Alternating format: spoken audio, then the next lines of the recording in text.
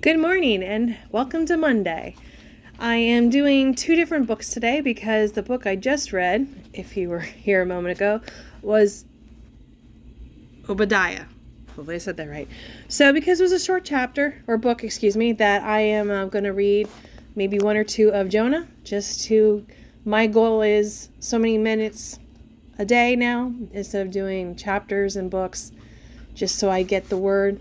I don't know about you, but I always feel better once I do that. So just in case you're starting on this one fresh, I'll do the prayer for this one as well, just like I did a moment ago. Father, as I read and receive your word, may it deeply be rooted in me, so when difficulty comes, it will be your word that encourages and strengthens me. So just like the one prior to this and a lot of these books I've been getting into, I've never read Jonah. So this will be a learning experience for me and hopefully a learning experience for you. So Jonah, what's it all about? Well, the date happened in 8th century BC. The content was Jonah was a prophet who was born in Israel. Book Kings chapter 14 verse 25, and called by God to urge the people of Nineveh to change their ways. Nineveh was the capital of the city of Syria, a nation that would destroy Israel in 722 BC.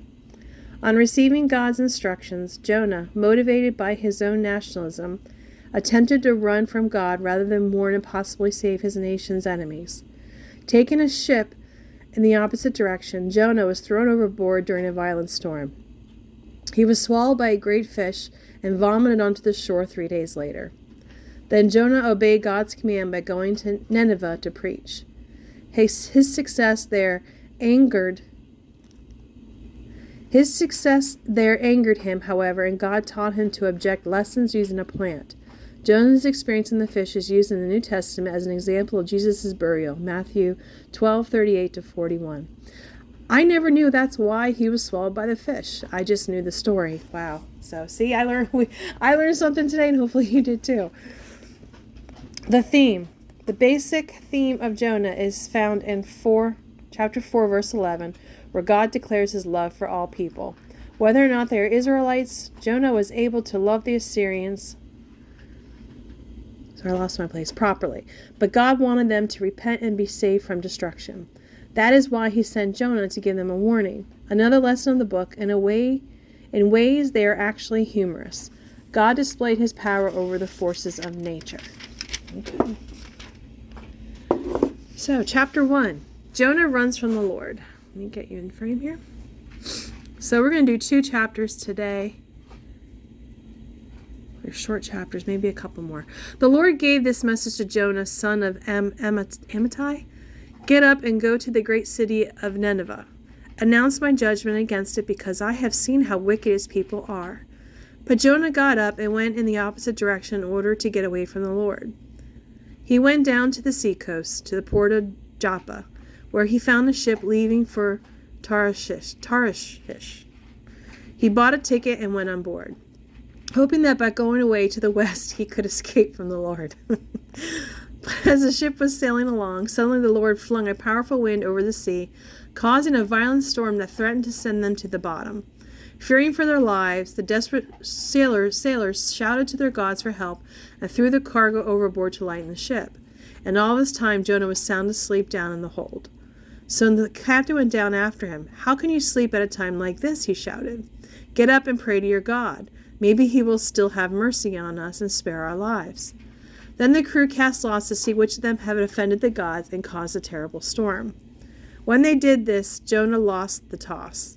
"What have you done to bring this awful storm down on us?" they demanded. "Who are you? What is your line of work? What country are you from? What is your nationality?" And Jonah answered, "I am a Hebrew, and I worship the Lord, the God of heaven, who made the sea and the land." Then he told them that he was running away from the Lord. The sailors were terrified when they heard this. "Oh, why did you do it?" they groaned. And since the storm was getting worse all the time, they asked him, "What should we do to you to stop the storm?" "Throw me into the sea," Jonah said, "and it will become calm again, for I know that this terrible storm is all my fault."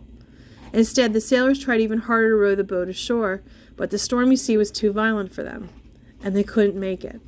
Then they cried out to the Lord, Jonah's God. "O Lord," they pleaded, "don't make us die for this man's sin, and don't hold us responsible for his death, because it isn't our fault. O Lord, you have sent the storm upon him for your own good reasons." Then the sailors picked up Jonah, threw him into the raging sea, and the storm stopped at once. The sailors were awestruck by the Lord's great power, and they offered him a sacrifice and vowed to serve him.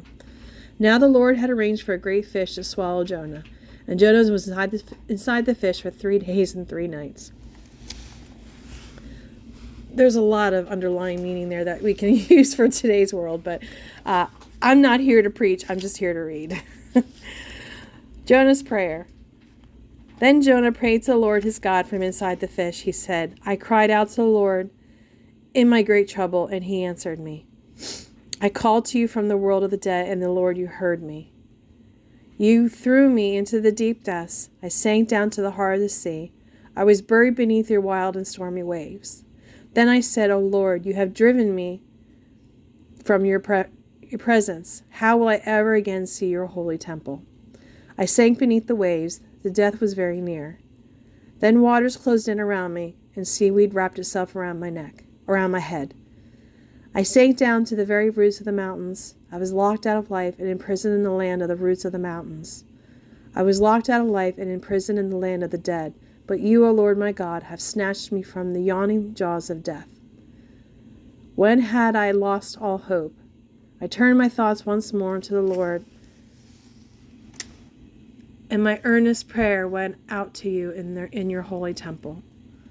Those who worship false gods turn their backs on all God's mercies. But I will offer sacrifices to you as songs of praise, and I will fulfill all my vows.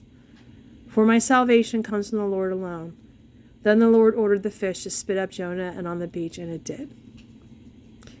Chapter 3. I think we'll start tomorrow. Wow. I don't know about you, but that was pretty powerful, and I tell some people that I see things in this that is currently happening today. But again, I'm just here to read. So I hope you enjoyed it. I hope you have a blessed day. And if no one else tells you, you do matter.